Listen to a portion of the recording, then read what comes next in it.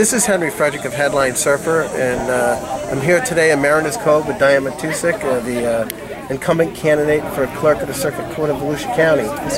And Ms. Matousek, you're here on the Sunday Conversation. So let's get right to it. I'm very happy to be here. You're welcome. Let's talk about the campaign for election 2012. You're in the finals, in the runoff in November.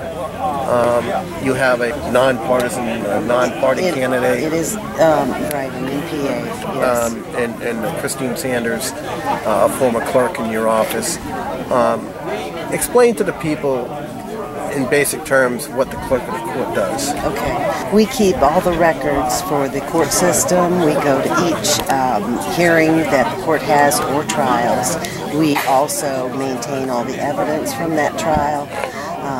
We handle all the recording functions. And that could be criminal, civil, family, probate. The courts, yes, everything that involves, even traffic citations. Right. We have to, they have to file with us, and we protect it for life. Now, you've been, this is, how many terms have you held now?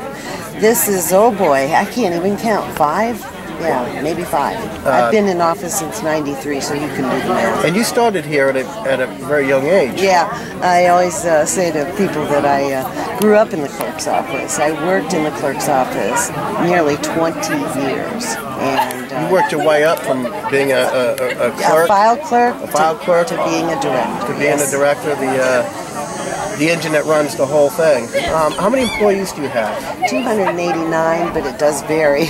And your annual budget approximate? About $13 million, and we always turn back money to the state as well as to the county, so we always come in under budget. Now, it's my understanding you're either already there or just about there in computerization of records? Yeah. Well, we're completely automated, the electronic process. We are accepting e-filing and e-recording. We're doing paperless all through even the archiving of documents. So we're way into the 21st century, and I'm preparing for a lot more. Now, this also includes public records where the public can go, any member of the public can literally go on their laptop, their home computer, their tablet, their cell phone, their smartphone, and look at the records. Yes, the official records, for instance, we've had those on our website, which is www.clerk.org. People wonder why I have that. Well, I was the first one, really, one of the first clerks to go online. So if I lived in Seminole County or Duval County, would I still be able to get Volusia County records that way? You have to go through another system that's like an e-portal type thing. It's not for e-filing, and it costs money to use that. But is that the old CGIS? The old CGIS is a county system. The county finally realized after me complaining a lot that they needed to do something. So we've got a great thing going, and it's almost ready to implement. But it's 8 agencies that are all cooperating to get this thing done. And when this is completed, the public, we have access now to that old CGIS system, yes. But we can look up things like who's been arrested or who's been sued or who's, things like everything from filings of builder's permits to the NOCs, yes, the notice of commitments, but I don't issue the permits. But what I can tell you is that the official records, we have since '96 been scanning those, and we have to protect a lot of very sensitive data like the Social Security number. So we wrote a program that when you call the document up, there's a 2-second delay, so our system can actually black all the sensitive information out. And there are other things that can't be put out there into the public by order of the Supreme Court. The family court, you can look, and it says family court. But there are certain things like domestic ages or violence, children and sensitive family matters. Right, and the documents aren't to be looked at. They can only be looked at by attorneys that are actually representing But there are general information areas that anybody can look at. And they can print the documents. I mean, you can call up to see if somebody got a ticket or somebody has a pending court case. including the individuals themselves that are looking for it. Yes, they don't call, they can go on the website. Look, how different is it now than when you first started out, 20 years ago or so?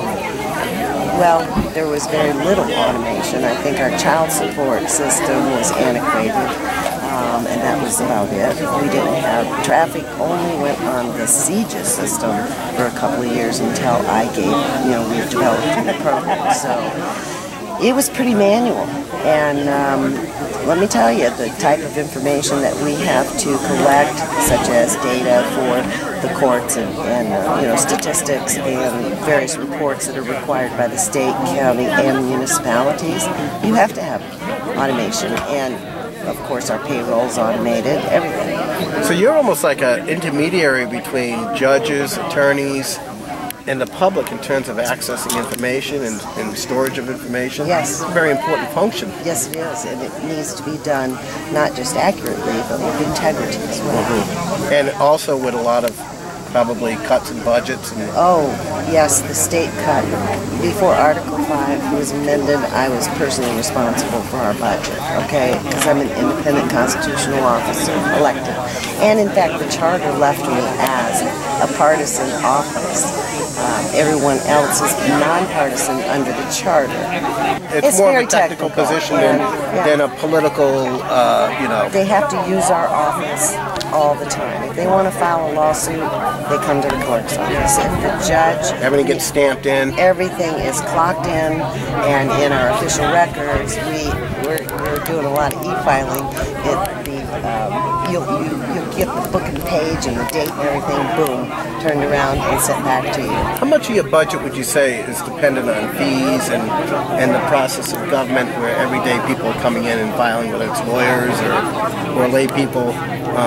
What percentage of your budget is that accounted for? Actually, the fees and the fines are all sent up to the state, with the exception of certain things that the county requires. And it's all sent up to the state, all the fees, fines, and those are the fees that they send back for our operating budget. So technically, I know people say this a lot, but taxes don't pay to run the office. Right. And what it is user fees. It's a fee-driven. It's a fee-driven.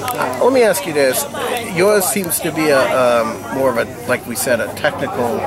How important is experience? Oh, very in terms of handling this job. Can someone just walk in and take over? No, it's not a job for on the job training. It's not. For the first time, probably in the last 4 or 5 elections, you had a strong candidate in the primary, Mr. Steve DeLaRoche. But when all was said and done, pretty much it wasn't much of a contest. What does that say about your standing in the community in terms of reputation and that experience? I believe I have a great reputation. The people that use our office, some people don't even know that they're using our office, like in a closing, they're recording their deed. But I have a good reputation among our legal community, our judiciary, and the title companies. Everyone that uses our office want me to stay in office. Before we get into your opponent, there's a lot of talk about when you go with automated systems and electronics that, you have people that, or somebody that can help you get the word out. Do you think that you're ready for that at this point in terms of educating the public and having like a spokesperson or someone to deal with public relations and public information? I've learned throughout the years that people do not understand what the clerk of the court's functions are. And it's good to have an education, information, program. So we do have every year there's a community-driven seminar for the clerks and state attorney and all of the agency heads to come and tell about what they do. But it needs to go bigger than that. Everyone needs to be informed about what their elected officials and what the clerks are. Especially in this 21st century world, Absolutely. I would think. So I am thinking about that. It's not going to be a secret long, but we're going to be endorsing you for the general election. We didn't endorse you in the primary. There was some miscommunication. I think a lot of it was because we couldn't get you directly, and there was some kind of confusion about. And I know that you felt bad about that. Yeah, I did. And your I've explanation known you for years. is right. And we've known each other for almost 2 decades. And I can't imagine you would outright refuse to participate in a primary debate. Absolutely not. I wish they would have more debates in the general. In the closing segments, as I've said, we're endorsing you for the general election because we feel your experience is more valuable than ever, especially with this transformation to fully electronic, the digital age. You had somewhat of a tough situation in the primary. You had a formidable opponent, and you weathered that very easily. Now you have a person that's not from a major party. You're the Republican.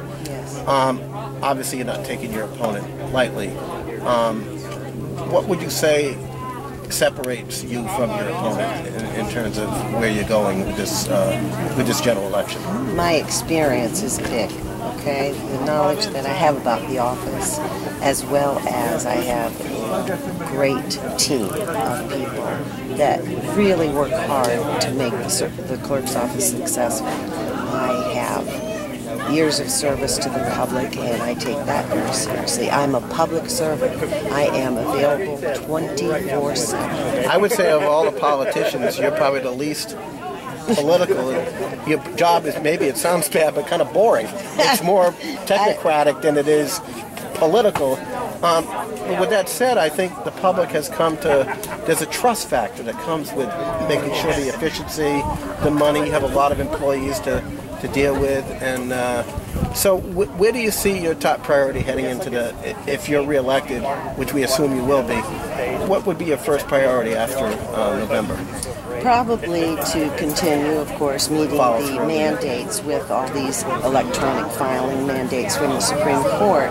But I also would like to go out and inform the public what we do and how important and crucial it is to have someone working in that office, not heading up necessarily. I don't like to look at myself as a bigwig, but that is in that office that knows what needs to be done and has the integrity with their records and the money that comes through. We collect and disperse $121 million a year. That's a good chunk of change. It is a good chunk. Well, we've come to the end of our Sunday conversation.